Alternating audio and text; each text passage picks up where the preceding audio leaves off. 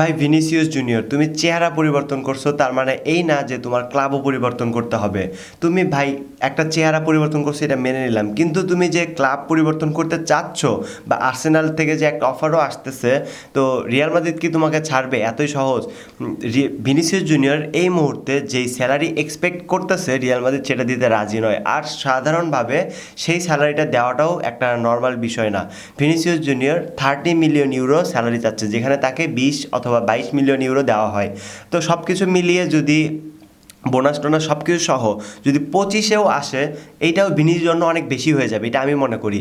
আমি ভেবেছিলাম Jose Moreno আসার পরে রদ্রিগোকে ক্লাব ছাড়া হইতে পারে, যেরকম সাইনিং টাইনিং হচ্ছে, আমি ভেবেছিলাম রদ্রিগোকে ক্লাব ছাড়া হইতে পারে, কিন্তু সেখানে দেখতেছি ভাই ভিনিসিয়াস জুনিয়র চলে যাওয়ার জন্য রাজি।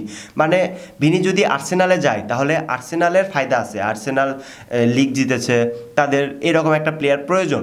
আর ভিনির জন্য এটা কিন্তু ক্ষতি।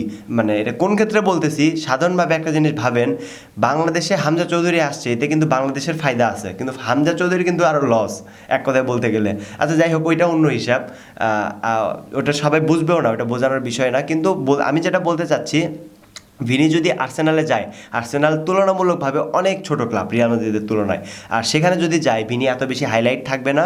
আর ভিনি হয়তোবা ব্যালন ডিওরের যে র্যাঙ্কিং সেখানে হয়তোবা টপ 20-র মধ্যে আসবে কিনা এটা আমি জানি না, বা তাকে অত বেশি হাইলাইট হতেও আপনি দেখবেন না, হয়তোবা আন্ডাররেটেড বলতে হবে সেই ক্ষেত্রে। বা ভিনি পারফরমেন্স করবে, ভিনি যেখানে যাবে সেখানেই পারফরমেন্স করবে, তার মানে এই না যে ভিনি এত বেশি হাইলাইট হবে রিয়াল মাদ্রিদের মতো। এই যে রিয়াল মাদ্রিদের প্রত্যেকটা প্লেয়ার এক ম্যাচ পারফরমেন্স করলে অনেক হাইলাইট এত বেশি হয়ে যায় যেটা বলার মতো না। আবার এক ম্যাচ যদি খারাপ পারফরমেন্স করে তাকে অনেক নিচেও যেতে হয়।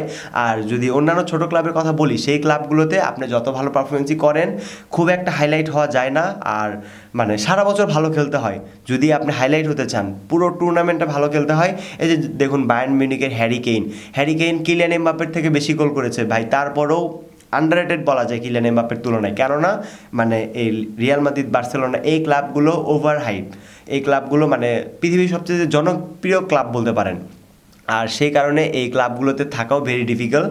আর ভিনিসিয়াস জুনিয়রের ফ্লোরেন্তিনো পেরিসের সাথে ভালো সম্পর্ক, কিন্তু তারপরেও কেননা জানি তার এজেন্ট, রিয়াল মাদ্রিদ এজেন্টের কাছে এইরকমভাবে টাকার চুক্তি দর কষাকষি হচ্ছে, এই জিনিসটা খুব খারাপ। আর দিন শেষে একটা কথা বলতে হয়, রিয়াল মাদ্রিদের জার্সির যে ওজনটা সেইটা হয়তো বা ভিনিসিয়াস জুনিয়র নষ্ট করতে যাচ্ছে যদি সে আর্সেনালে যায়। আর ভিনিসিয়াসের সাথে রিয়াল মাদ্রিদের যেই বেতন নিয়ে দর কষাকষি, এইটা যদি সমঝোতায় না আসে, তাহলে পরের সিজনে ভিনিকে ফ্রিতে ছাড়তে হবে রিয়াল মাদ্রিদের, যেটা কিনা 27 সাল পর্যন্ত চুক্তি আছে। তো পরের সিজনে ফ্রিতে ছাড়তে হবে ভিনিকে।